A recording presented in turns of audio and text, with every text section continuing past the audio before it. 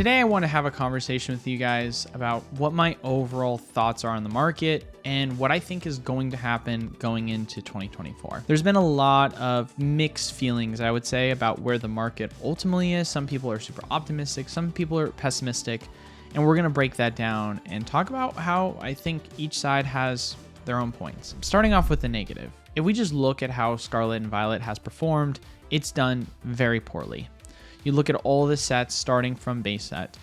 None of them have been able to hold for that long above $100, let alone the new wholesale price, which is $95.50. Previously $85.50, but obviously the Pokemon Company raised the price.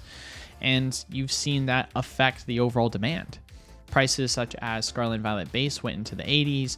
Paldea has gone into the mid 90, 95 for the Paldea and Evolved set.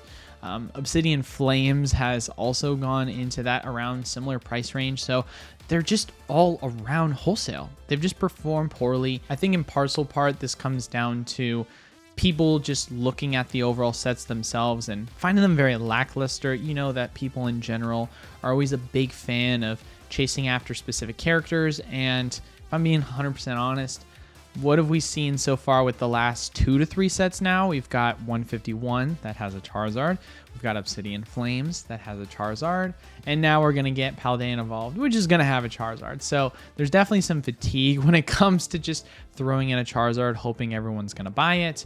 And then you take sets like, base set. Sure, the whole point of base set is it's supposed to be for the players because it's a new competitive rotational format. But you would still like there to be specific cards that people can enjoy outside of just the new Paldean Pokemon. And with that, I would like to argue as well that when it comes to every new generational release of Pokemon products, you're always going to have a usually slow start, and then it eventually tends to pick up. But as far as slow starts go, it's done terrible. I mean, even Sword and Shield era wasn't doing this bad in terms of its overall performance. Now, to be fair, it was a unique time when it came to COVID, and that affected the overall demand of the market, but I kind of digress with that. Looking at how you can look at the positives of it all, though, right? 151 was still an extremely strong performing set. And outside of that, if you look at the sets overall, we've ultimately only had about 4 or 5 sets within the Scarlet and Violet era. And since then, Crown Zenith and the other back-end Sword and Shield era sets, Lost Origin, Silver Tempest, all performed extremely strong. Everyone is always, short-minded when it comes to the time frame of this. This was just a year ago in which we had a set like Crown Zenith come out, not even because it came out in January. So if you look at how the market has been performing, it really doesn't do true credit to what it could be once we get an amazing set that is going to knock people's socks off. I mean, you look at 151, which arguably is the best set so far in the Scarlet and Violet generation, but is kind of an okay set in my mind, and it's performed extremely strong, right? Like, it's a good set, but if you compare it to a lot of the sets in the Sword and Shield era, it's not even close to one of the best. I think going forward, there's still a lot that we have to look into when it comes to Scarlet and Violet, as the best is really yet to come. Then taking a look at general pricing for the future of Pokemon product. Prices for most general items are extremely low, and some of which has to do with demand, but another large in part has to do with a ton of reprints which we've gotten. We've gotten reprints for Crown Zenith ETBs, we've gotten reprints for 151 ETBs, 151 UPCs, we've had reprints for Lost Origin boosters, Silver Tempest boosters. I can keep going on with the tons of reprints that we have seen over the 4-month period during the holidays. This isn't really that out of the ordinary. The Pokemon Company historically loves to reprint product during the holiday season. This is something that didn't happen in 2022, unless you consider the Ultra Premium Collection Charizard getting printed in the ground. But I think that's kind of an anomaly year just based on the transition from yellow borders to silver borders. But going back to 2021, there were 7 different booster box sets that did get reprinted in the ground. And so this is very typical of how the Pokemon Company does things. So it's not like, 151 and Crown Zenith, they're also performing bad. No, they've been performing extremely strong, and they just got their reprints. Same thing goes with the booster boxes that just got reprinted. With this in mind, I want people to take what I'm about to say with a grain of salt and obviously understand this is not financial advice. I personally believe that once we get past this holiday season, there is going to be a period of vertical growth within Pokemon. I'm not saying that's going to be for specific sets such as within Scarlet and Violet, but items that most recently got reprinted, which were high demand items, such as the booster boxes of Sword and Shield era, Lost Origin and Silver Tempest, such as the Crown Zenith ETB 151 product. It makes sense for me to say this because if you look at just the trend and history that has happened within the Pokemon company, most of the time you see these reprints happen during the holiday season because everyone is inside. Everyone is, avoiding the cold, avoiding the winter season, versus during the summer, it's the exact opposite. Pokemon Company sees a natural decline in demand during summer, and so there's not a need to go in and print a ton of this product. Because of that, specific items that were already high demand, high performing, that had a lot of supply because they got reprinted during the holiday season, now are going to see an increase in their overall pricing, especially with the likelihood that they're not going to get reprinted again, or if they do get reprinted again, it's not going to be for a while. But we already know that Sword and Shield Air product is going to go out of rotation relatively soon, and so it would not surprise me if you don't see these specific items get reprinted again. There tends to be a huge correlation with this as well, where distributors just dump whatever product they have available out for a cheap price. We saw this a ton within our wholesale program. Links down in the description below, of course, if you want to check that out and be a part of it, or you can pay a monthly membership fee to access product at wholesale level pricing.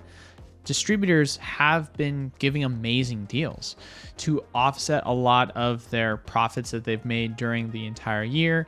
Usually going into 2024 is a time of trying to write things off and reduce the amount of taxes they have to pay.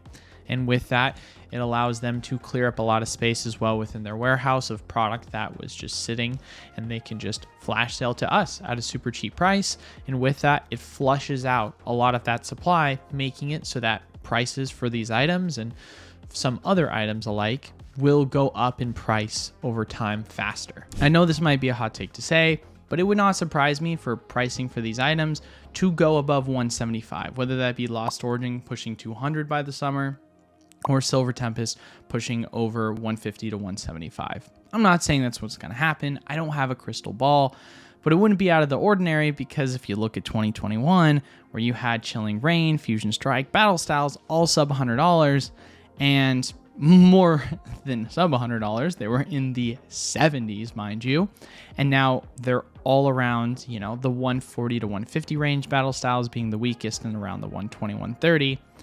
That is a massive price increase from where they originally were from their low points. I think you can potentially see this exact same thing happen as well with Crown Zenith ETBs. However, when I look at Crown Zenith being a specialty set, kind of like Shining Fates, they love to go in and just continuously reprint these ETBs. So I think it could be a phenomenal pickup from a long-term perspective.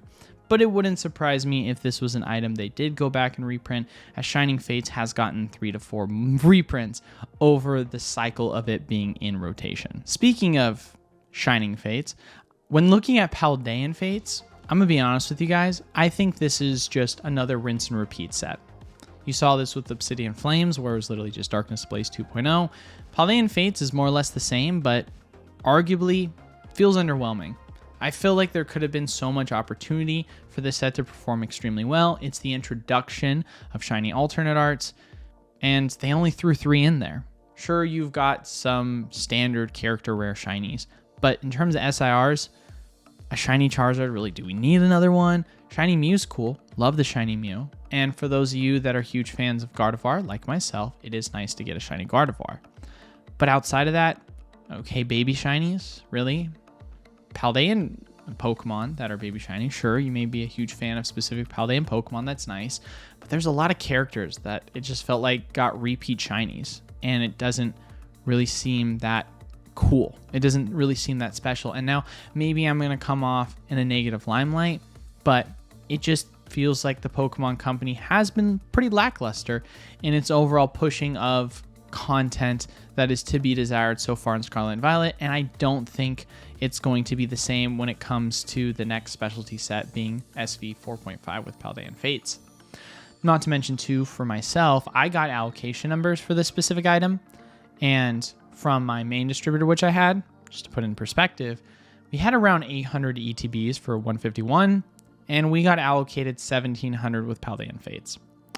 This is a set that just reeks of a repeat of Shining Fates in overall print size, and it going to be printed into the ground. So it would not surprise me if the prices of this box just absolutely tank, and it changes the overall sentiment. Bringing it back to the original question that I asked at the beginning of the video, where are we? I think that, yes, there is points to be made when it comes to both the good and the bad, but I think the main takeaway that everyone needs to consider is this. Scarlet and Violet, we're still in the first half of it. There's going to be a lot more greatness to come near the back end. In terms of overall reprints that have happened most recently, prices such as Crown Zenith 151 have gone down. Items such as Lost Origin Silver Tempest have gone down, but since their reprints were slightly older, we're now seeing the overall prices stabilize and go up. I think these items going into the next year are more than likely going to start an upwards trajectory. I think specific product within the Scarlet and Violet era and Sword and Shield era product are also going to go up based on the fact that we tend to not see reprints happen over the summer months and into the spring other than a select few amount of product. Do I think that this is going to negatively affect the overall look of how Pokemon is going to perform? I think the market overall is going to react more or less to what's the general economy going to be. I know there's been some negative outlooks in that and some positive outlooks in that, but as long as you believe in the IP of the company in and of itself, it shouldn't really matter to you. What should really matter to you right now is there's opportunities that are still in the air. There's a ton of really affordable priced items, and if you can be able to afford to pick some up, then I think you should if you believe in the hobby as a whole. So for myself, I'm a firm believer. I've been picking up a ton of these reprinted items, and I think they're going to be extremely good pickups and extremely good holds. You can do as you may with that information, but ultimately, I think that there's nothing really to worry about on where Pokemon is, and everyone just tends to be very short-minded and in the moment, and we still have a lot of amazing things that are going to be ahead of us going into next year.